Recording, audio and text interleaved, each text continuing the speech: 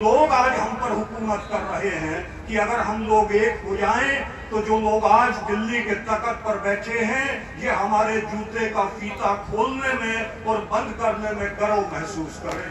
बहुजन समाज को मुफलिसी से आजादी चाहिए, गरीबी से आजादी चाहिए, अज्ञानता से आजादी चाहिए, मनुवाद से आजादी चाहिए। काशीराम ने कहा कि मैं एक ऐसा परमाणु बम बनाऊंगा कि पूरा भारत याद रखेगा। उन्होंने साइकिल यात्रा शुरू की। उनकी विरासत को सहेजने का काम, उनकी विरासत को सही तरीके से आगे बढ़ाने का काम जिस लीडरशिप को करना चाहिए था वो लीडरशिप एडवोकेट चंद्रशेखर आजाद भाई के तौर पर जो है आज इस मुल्क में पैदा हो चुकी है। वाहेगुरु जी की फतेह। सब साथियों को जय भीम, जय भारत। साथियों, मैं और एडवोकेट चंद्रशेखर आजाद भाई हम लोग क्लासमेट रहे हैं और लगभग 4 साल हमारा जो सिलेबस रहा और जो सिलेबस हमारा रहा और जो पढ़ाई हमारी रही, 4 साल वो पढ़ाई हमारी जेल में रही और हम लोग जेल के सहपाठी हैं।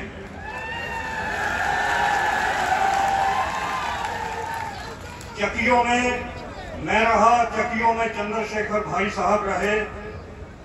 जो सिलेबस हमें पढ़ाया गया, मुकदमे जो लगे देशद्रोह के, वही मुकदमे भाई साहब पर लगे।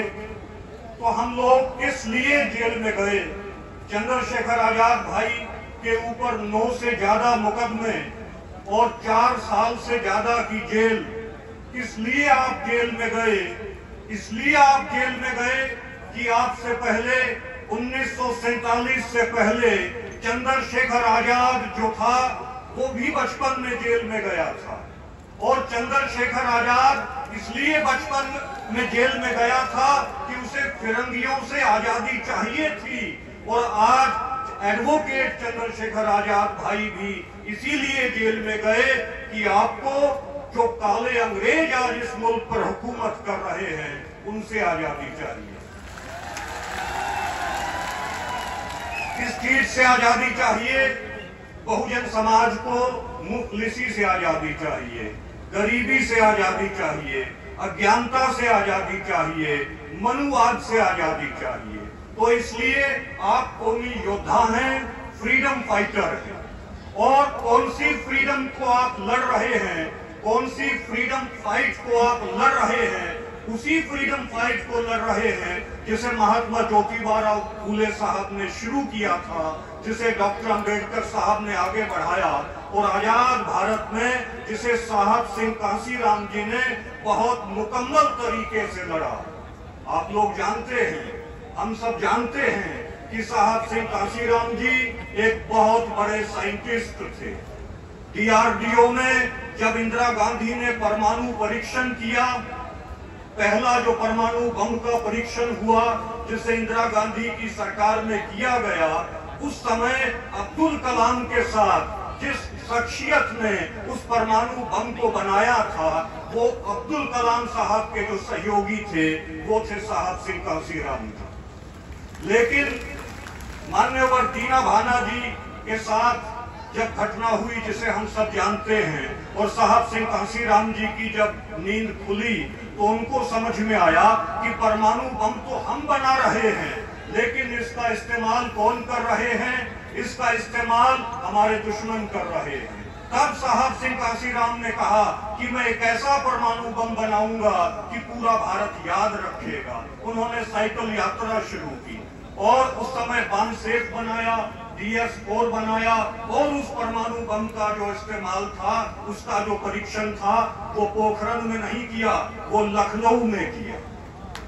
और जब परमाणु बम का परीक्षण लखनऊ में किया तो पूरा हिंदुस्तान, पूरा मुल्क जो है वो ठहर गया कि बहुजनों की ताकत अब पैदा हुई है। लेकिन साहब सिंह कांसीराम जी के बाद उनकी विरासत को सहेजने का काम, उनकी विरासत को सही तरीके से आगे बढ़ाने का काम जिस लीडरशिप को करना चाहिए था, वो लीडरशिप एडवोकेट चंद्रशेखर आजाद भाई के तौर पर जो है आज इस मुल्क में पैदा हो चुकी है। आपसे ईमानदार लीडरशिप, जुझारू लीडरशिप कोई नहीं है, और इसलिए ये हम सभी का फर्ज बनता है कि हम सब आपके साथ कंधे से कंधा मिलाकर खड़े हों। आपने चींटी देखी होगी, चींटी के पीछे चींटी चलती है, मकोड़े के पीछे मकोड़ा चलता है, हाथी के पीछे हाथी चलता है, चिड़िया के पीछे चिड़िया चलती है, और मनुवादी के पीछे मनुवादी चलता है।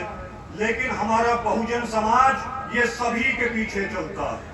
उस चींटी को किसी ने पढ़ाया नहीं, उस चींटी ने कहीं कोई पीएचडी नहीं की, उस चिड़िया ने कहीं कोई डीलिट की पढ़ाई नहीं की कि चिड़िया के पीछे चिड़िया चले, कि मनुवादी के पीछे मनुवादी चले।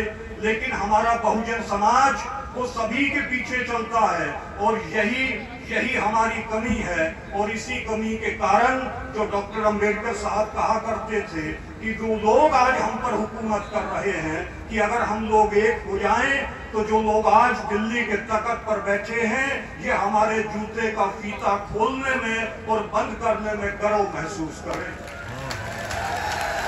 लेकिन एका की जरूरत है। ताश के खेल में नहले को तहला मारता है, तहले को गोला मारता है, गोला को बेगा मारती है, बेगा को बादशाह मारता है, और बादशाह को एका मारता है। इसलिए एका की जरूरत है।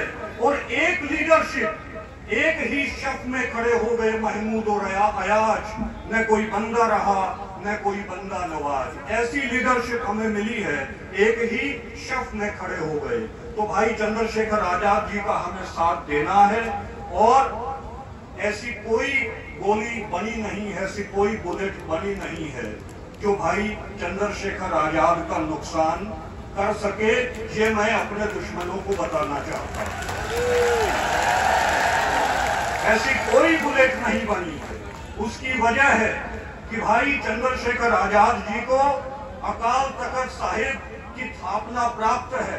श्री अकाल तख्त साहिब जो सिखों के अंदर सुप्रीम सीट है, वहां से अकाल तख्त साहिब के जत्थेदार साहब ने आपको सिरोपा भेंट किया है।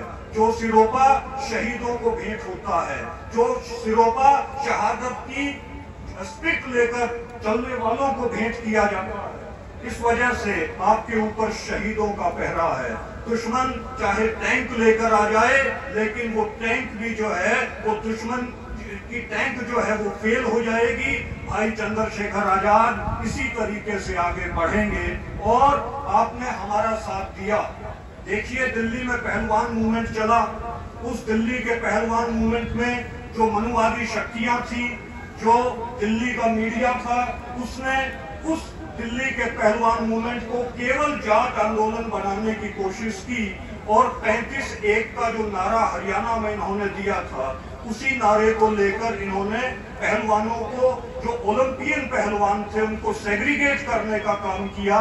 लेकिन वहां केवल चंद्रशेखर आजाद भाई की वजह से वो मूवमेंट जो है वो परवान चढ़ा। उसके अंदर जो मनुवादी शक्तियों की सोच थी उसको तोड़ा गया, जिसकी वजह से पूरे हरियाणा के अंदर, पूरे पश्चिम उत्तर प्रदेश के अंदर, पूरे पंजाब के अंदर आपकी जो इज्जत बढ़ी है, हम लोग सोच भी नहीं सकते। पूरे हरियाणा का, पूरे उत्तर भारत का जाट जो है आपका ऋणी है, आपके साथ कंधे से कंधा मिलाकर खड़ा है। आप जहां आदेश देंगे वहां आपके आदेश की पालना हम लोग करेंगे। जहां आपका पसीना बहेगा वहां जाट कौम अपना खून बहा देगी। जहां आपका पसीना बहेगा वहां सिख अड़ेंगे।